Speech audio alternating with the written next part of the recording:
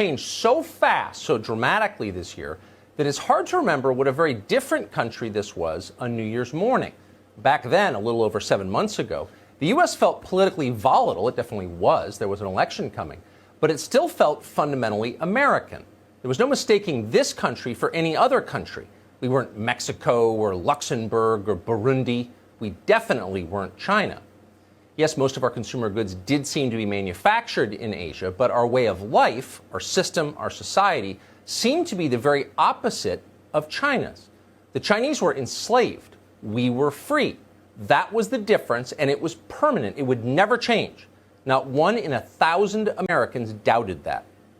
In January, for example, Dr. Anthony Fauci, at the time not yet a household name, did an interview with the Journal of the American Medical Association to talk about America's response to the Wuhan coronavirus.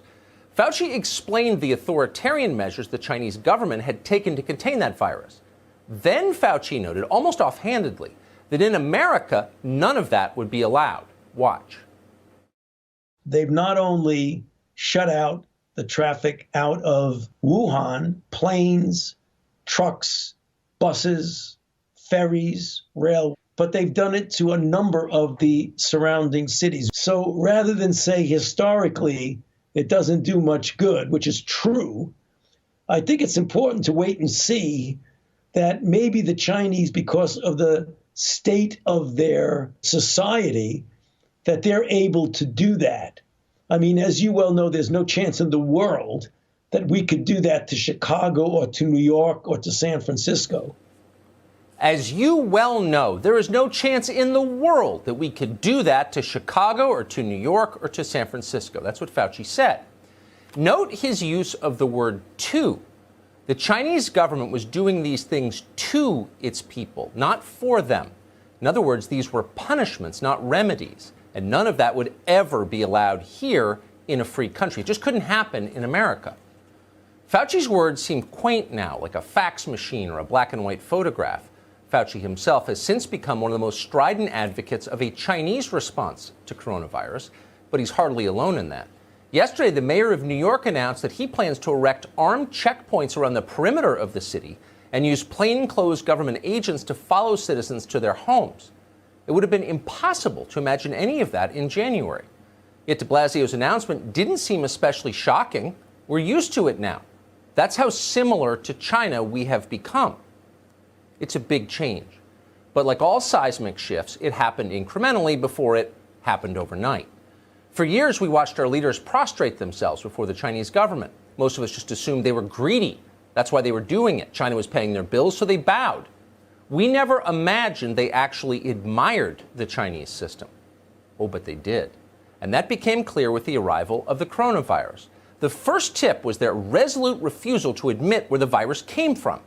When strong evidence emerged from Chinese scientists that the disease originated in a lab in Wuhan, our leaders immediately and adamantly dismissed it as a conspiracy theory. They didn't want to know more.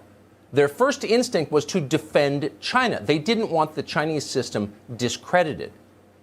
That seemed confusing, but we soon learned why. The Democratic political activist Zeke Emanuel was among the first to reveal how the left planned to use the pandemic to change the United States.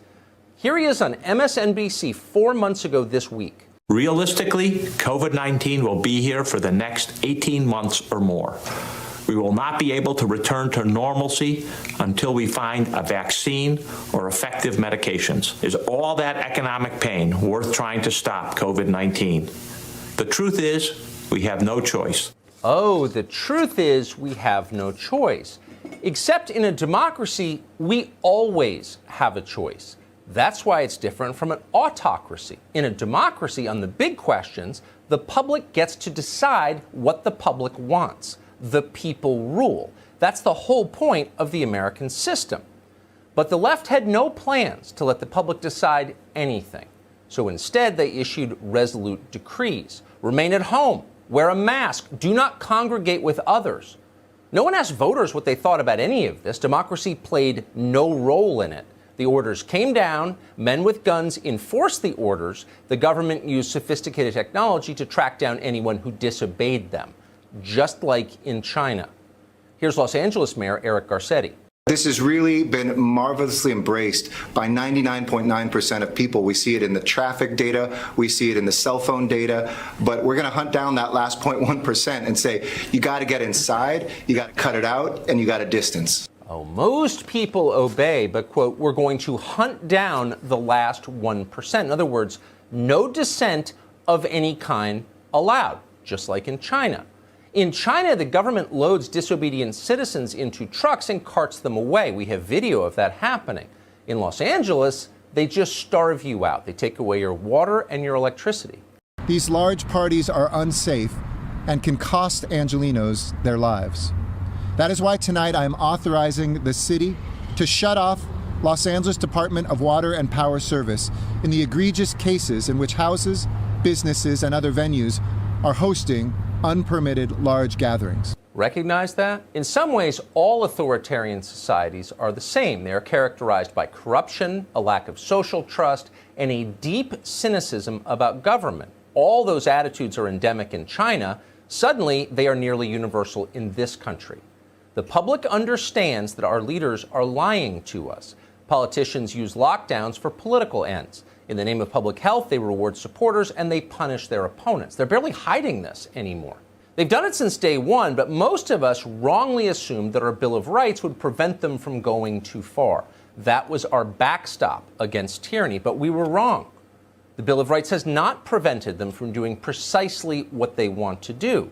In state after state, governors, for example, have targeted the faithful on the assumption that most traditional Christians do not vote Democrat, therefore they must be punished.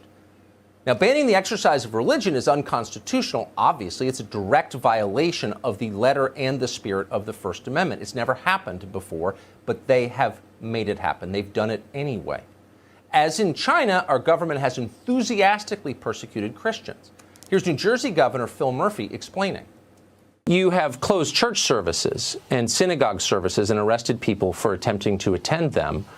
Did anyone say that maybe practicing your faith might be important to someone's mental health? Listen, I think we've had a very good common ground with faith leaders of literally every faith who understand this. So listen carefully. Governor Murphy says he has reached agreement with those faith leaders who, quote, understand this. He doesn't say anything about the faith leaders who, quote, don't understand this. The leaders who'd instead like to worship their God as the Constitution guarantees they can. There's no common ground for them. They will be arrested just as they are in China. Nor can they fight back. In a free society, self-defense is the most basic right. All other rights rest upon it. Self-defense is illegal in China, and suddenly it's illegal in this country too.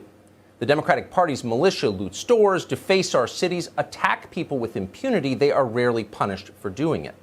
Yet Americans who try to protect their families from the violence face the full rage of the state. They risk going to jail. They have been indicted.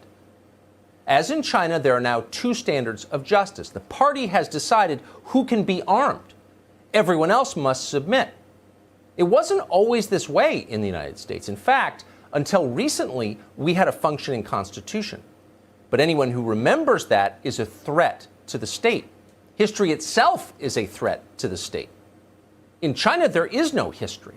Like religion, the past is purely a political tool to be shaped by temporal leaders seeking to protect their power.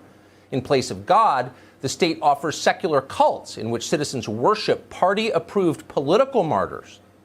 Doesn't sound very American, but suddenly it is. We are here to honor George Floyd. For those who wish to, we will now kneel for our moment of silence.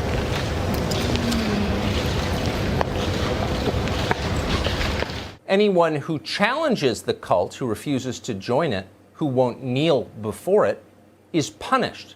And then their complaints are scrubbed from the permanent record. China does this. Chinese censors scour the internet to make certain dangerous ideas never reach the public. Does that sound familiar to you?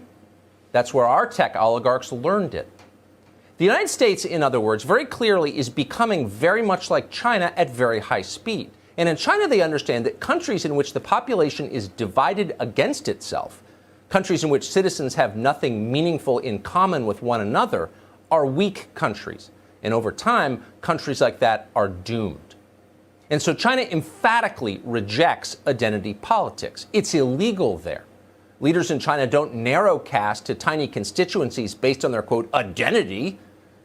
The idea is appalling to them. The Chinese focus instead on national identity. They don't worship diversity, they promote unity. And that's why long-term they believe they will win. The Chinese also believe, and this is another striking difference, that their economy is worth saving. They didn't destroy it with coronavirus quarantines, harsh as they were. Unlike the United States, China was a poor place until fairly recently. And so they know firsthand that poor countries are powerless, and they don't want that. In other words, the Chinese care about themselves and their future. And that's one thing we could actually learn from them. America is the greatest country in the world. Amen. If we can keep it.